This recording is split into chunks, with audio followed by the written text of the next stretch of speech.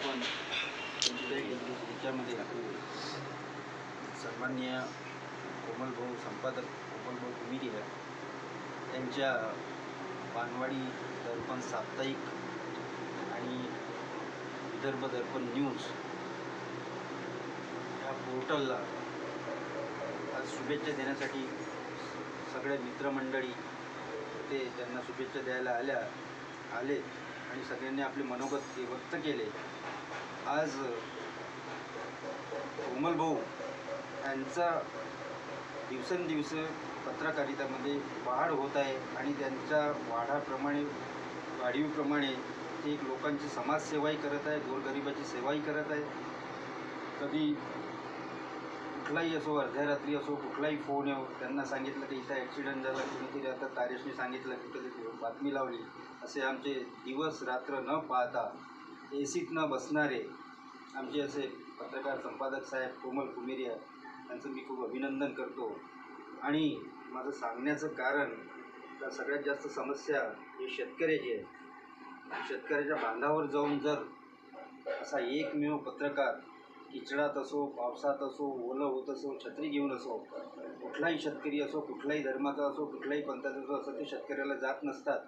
तिथे त्या तातडीनं निस्वार्थपणे तिथं जाऊन त्यांची सेवा करतात, त्यांचा आवाज, बुलंद आवाज सरकारपर्यंत पोहोचवतात आणि प्रशासनाला ते मान्य करावसाठी भाग पाडतात।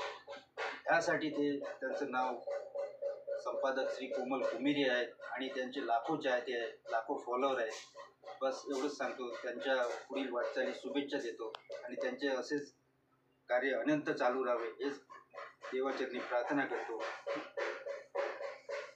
त्यानंतर सन्मान्य सुभाषभाऊ नोरुल्या मी यांना अशी विनंती करतो की त्यांनी विमोचनाबद्दल आपले मनोगत व्यक्त करावे।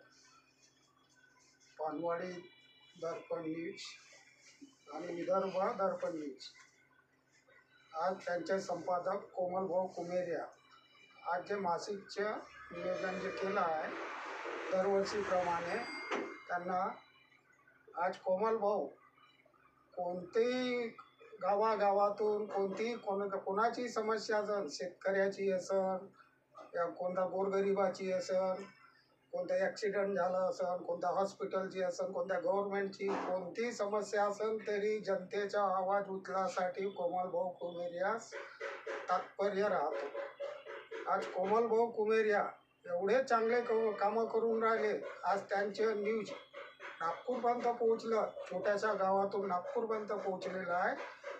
खूप चांगले काम आहे, असेच कामं त्यांना राबवत राहा, लोकांची सेवा करत राहा। एवढंच बोलून मी कोमलभाऊ कुमेरिया यांना शुभेच्छा देतो।